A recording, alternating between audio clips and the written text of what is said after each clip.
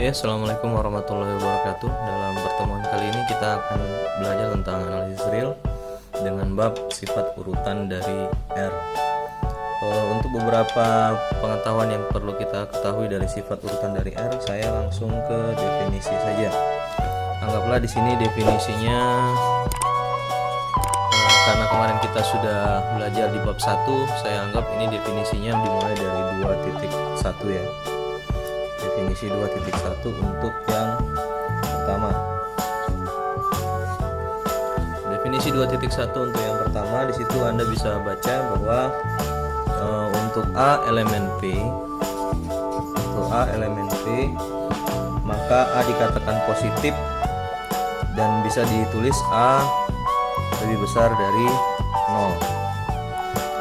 Saya tidak perlu tuliskan, nanti Anda bisa baca sendiri. Kemudian yang kedua, untuk minus A elemen P, maka A dikatakan negatif atau dapat ditulis A minus A kurang dari 0.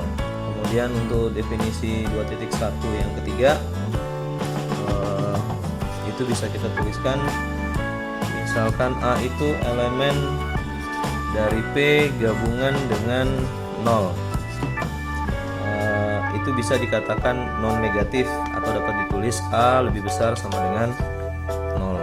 Kemudian yang keempat, bisa kita tulis kalau untuk A minus A elemen P gabungan dari P bilangan positif dan 0, maka A itu kurang dari sama dengan 0 atau bisa dikatakan non positif. Jadi di sini ada bilangan positif, di sini ada bilangan negatif.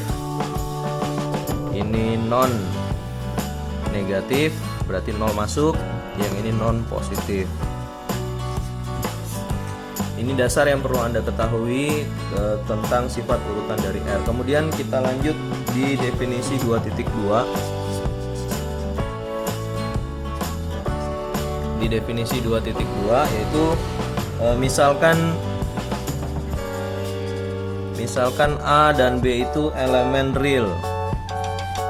Misalkan A dan B itu elemen real, maka kita dapat tuliskan yang pertama, jika A dikurang B itu elemen P, maka dapat ditulis A lebih besar dari B, atau B kurang dari A. Masalah penulisan saja, intinya A lebih besar dari B jika A minus B. Maksudnya P di sini untuk positif ya, berarti untuk A dikurang B pastilah A itu lebih besar dari B. Kemudian yang kedua, jika A dikurang B elemen P gabungan dengan 0, maka dapat ditulis A lebih besar sama dengan B atau B kurang dari sama dengan A. Itu hanya dibolak-balik aja. Kemudian selanjutnya dapat kita tulis,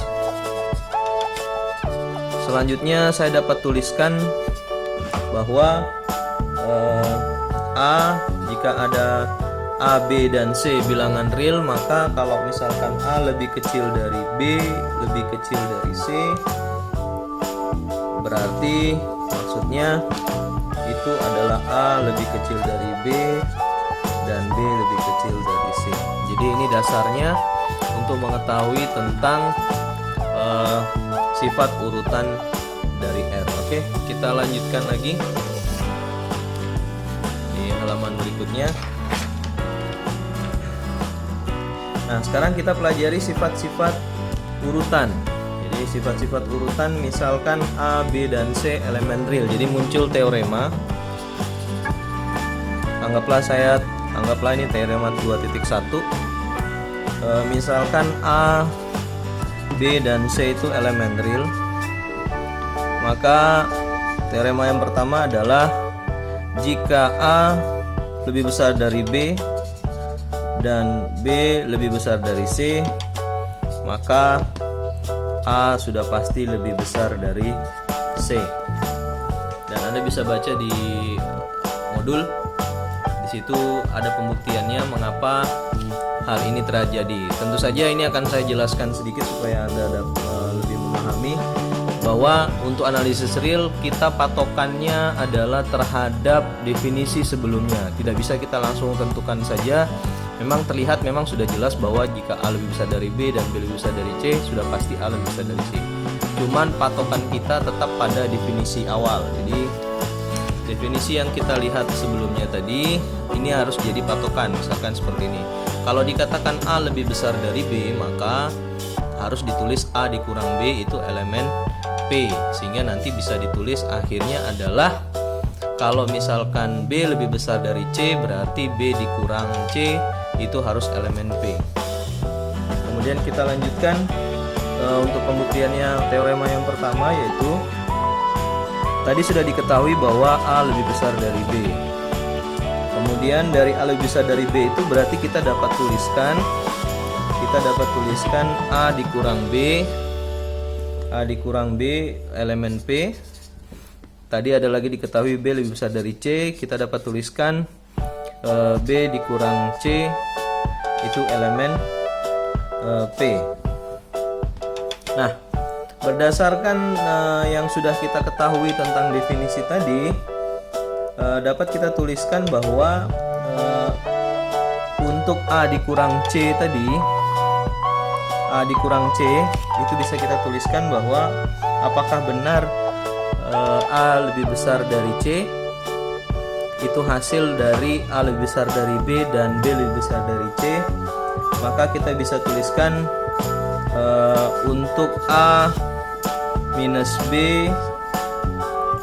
ini tadi, kalau misalkan kita tambahkan dengan B minus C ini tadi, B minus C ini kita coba tambahkan, apakah dia masih tetap elemen P? Ini tetap masih elemen P. Berdasarkan aksioma yang Anda baca sebelumnya, pada lembar sebelumnya itu diketahui bahwa itu bisa di jumlah atau positifnya ya. Di aksioma itu saya bisa jelaskan balik. Ini berdasarkan pada aksioma yang mengatakan bahwa untuk A dan B elemen P, maka A plus B juga pasti elemen P. Ini yang sudah bisa Anda baca di modul. Jadi kalau misalkan ada ini elemen P dan ini elemen P, maka jika ditambahkan sudah pasti. Jadi kalau misalkan ini saya tambahkan, ini sudah pasti elemen P. Setelah kita tambahkan, nanti diperoleh bahwa minus B ditambah B habis, sehingga A menyisakan A dikurang C elemen P. Sehingga dari sini berdasarkan definisi yang sudah kita ketahui bahwa jika A dikurang C elemen P itu dapat ditulis A lebih besar dari C. Terbukti ya. Ini salah satu teoremanya. Jadi pembuktian teoremanya seperti itu. Nah, selanjutnya ada dua lagi. Jika A lebih besar dari B dan B lebih besar dari C, maka A lebih besar dari C, maka untuk yang kedua itu berlaku tepat satu di antara A lebih besar dari B, A sama dengan B, A kurang dari B. Maksudnya berlaku tepat satu itu berlaku sifat trikotomi. Artinya berlaku tepat satu untuk A lebih besar dari B, A sama dengan B, dan A lebih kecil dari B. Ini yang disebut sebagai sifat trikotomi. Kemudian yang ketiga, jika A kurang dari B dan B lebih besar dari sama dengan A lebih besar dari sama dengan B dan B lebih besar sama dengan A, maka A sama dengan B. Nah, oke. Untuk latihan Anda, coba Anda kerjakan ini dulu supaya saya dapat mengetahui sejauh mana pemahaman Anda tentang penjelasan yang sudah saya berikan. Silakan dioret-oret. Terima kasih. Assalamualaikum warahmatullahi wabarakatuh.